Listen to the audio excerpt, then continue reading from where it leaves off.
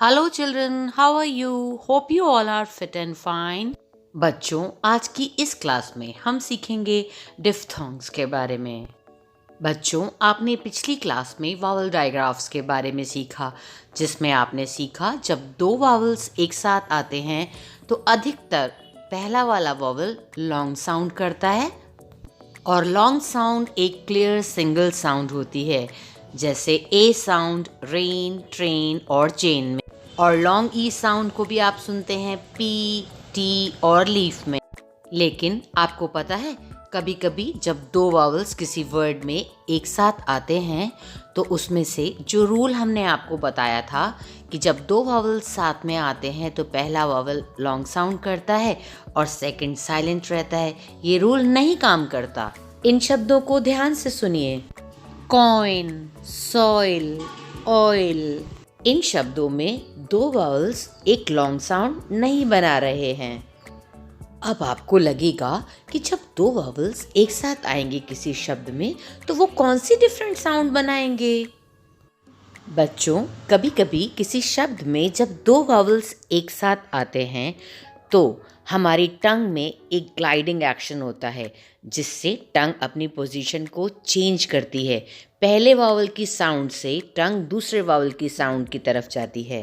तो इस तरीके से टंग जब अपनी पोजीशन चेंज करे और आपको दो वावल्स की साउंड एक साथ सुनाई दे, उसे हम डिफ्थोंग कहते हैं। जबकि डायग्राफ में दो वावल्स मिलकर के एक क्लियर साउंड बनाते हैं।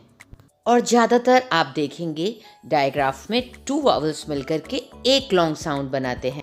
जबकि डिफ्थोंग्स ऐसे वावल पेयर्स हैं जिसमें टंग फर्स्ट वावल की साउंड से सेकंड वावल की साउंड की तरफ जाने के लिए अपनी पोजीशन चेंज करती है और एक नई डबल वावल साउंड बना देती है।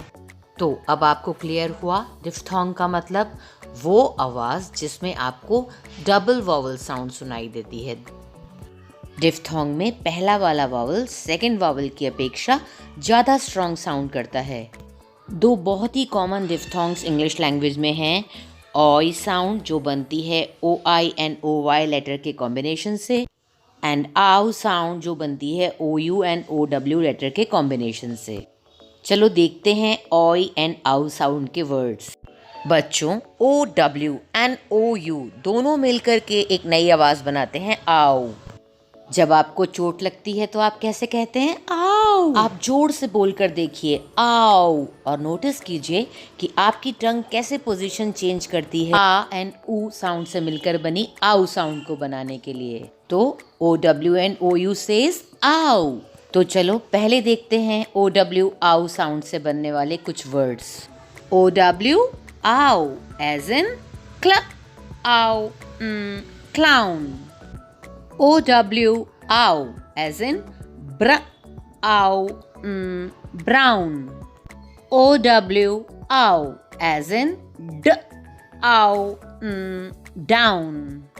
और आपको तो ये पता ही है कि OW ow साउंड के अलावा O साउंड भी करता है, जो OW की लॉन्ग साउंड होती है, जिसमें इसका पहला वाला वावल O कहता है। आप सुनते हैं O साउंड को इन elbow, crow and snow।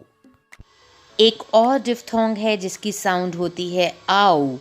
OU says आओ। आप चेक कीजिए आओ साउंड को बनाने के लिए आपकी टंग कैसे पोजीशन चेंज करती है। कुछ वर्ड्स देखते हैं OU आओ साउंड से। OU ow as in house, house.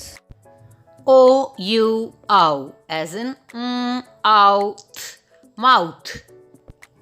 OU ow as in mouse, mouse.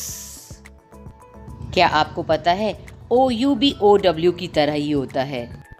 उसके पास भी OW की तरह टू साउंड्स होती हैं, आओ और ओ, लेकिन इसके अलावा भी इसके पास टू साउंड्स और भी होती। तो टोटल 4 साउंड्स जो OU आउ के पास हैं। आओ, ओ, उ, अ। आउ की 2 न्यू साउंड्स के वर्ड्स हम लोग बाद में सीखेंगे।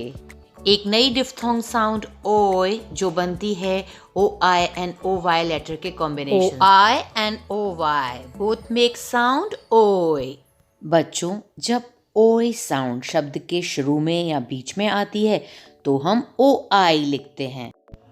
और अगर ओए साउंड शब्द के लास्ट में आती है तब हम लोग ओ वाई लिखते हैं।